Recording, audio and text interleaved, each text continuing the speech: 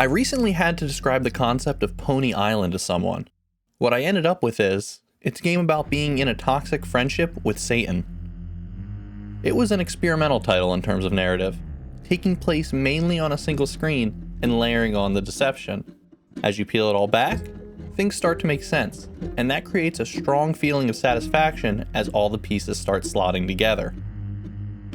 So I guess I can't really blame developer Daniel Mullins for sticking to that. Inscryption is that. You're presented with a situation that is simple to understand, but you can instantly tell that there are insects under the surface, and if you just take a hold of that dog-ear corner and pull back, you'll be treated to a new perspective. You find yourself locked in a cabin with a shadowy gentleman. Like a relationship-starved tabletop gamer, he immediately forces you to join him in a competitive card game. The clinch is that when you lose, you die. Inscryption, at least from the outset, is sort of a cross between a collectible card game, a deck builder, and a tabletop RPG. You progress from encounter to encounter along a map, collecting cards, and defeating bosses played by the game master. There's a clever roguelite progression that comes from exploring the cabin and solving puzzles. Doing so gives you access to more cards and carvings that allow you to creep further and further along the map. Honestly, I think the atmosphere and gameplay could have carried the whole game. Developing strategies to overcome the random nature of the game was satisfying, and I didn't feel like I was a lame duck just because the game was handing me everything I didn't want.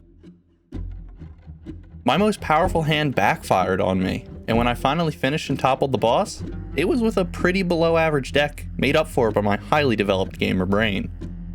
I don't know how far it's appropriate to describe the game. The marketing material only shows the first part of Inscryption, with brief hints that there's anything beyond that, but I can't just pretend that's all there is. It almost feels like too much to tell you that it's wearing a skirt and that you're going to be looking up it. Should I tell you what you're going to see? No. I guess I'll just let you know if you're going to enjoy the site. Yeah, probably, mostly. I'm going to be honest. The first phase of the game was my favorite, but it's not like it all gets dumped in favor of a completely different experience. The core game stays the same, but there are 4 layered alterations to it that change things significantly. As Inscryption progresses, its flavor changes, the atmosphere changes, the graphics change. It's enough to throw you off, but not so much that you have to start from scratch. If you picked up a bit of cynicism from me when it comes to the plot, it's just because I feel like there needs to be more than misdirection to tell an interesting story. Does Inscryption manage to present something behind its trickery? It's decent, yeah. While the progression is kept mystifying and cryptic, when it gets down to it, it presents a decent tale about a power struggle between 4 bored creators.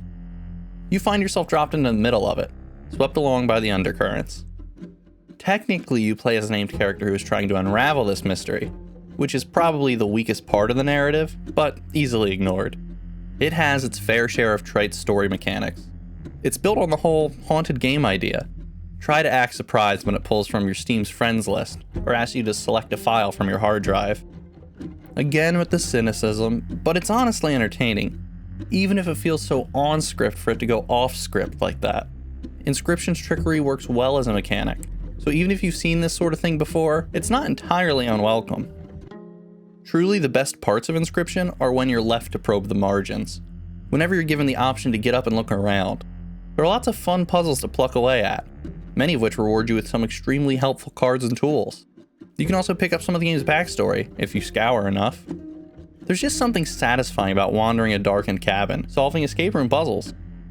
Don't get me wrong, however, the only way to progress is to win at cards. All the puzzle solving is just there to help you beef up your deck. Also to add atmosphere. Maybe to creep you out a bit. Speaking of creepy, the graphics are masterful. The ever-present use of darkness and a pixel filter works well for the 3D sections. The low fidelity adds a creepiness value to the already muddy visuals. It does a great job of framing everything and ensuring you can only see what you're supposed to. It can sometimes feel like pixel hunting as you search the gloom for something clickable, but it reasonably communicates the important stuff. My prediction is that Inscryption will be somewhat divisive. I can see a lot of people getting annoyed when after their bath finally gets to a comfortable temperature, a bucket of ice gets dumped into the water. That's how it was for me. I was deeply absorbed until the game flipped for the first time, then I fell out of love. I reconciled before the end, but I was still left feeling like I had played a few similar games of different quality. Maybe it was a good idea to change things up before it had the chance to grow stale. It's just nothing gripped me as firmly as that first chapter. With all that said, I did enjoy Inscryption. Part of me is tempted to dive back in to see if I can scrape any more secrets out of its cracks. Really, that's where it excels. Not the misdirection, but the hidden crawl spaces where it hides all the bodies. At its best, it feels like you're actually uncovering a deeper plot. At its worst, it feels like you're watching a magician pull handkerchiefs out of their sleeve. It's cool, I guess, but you know they're just screwing with you.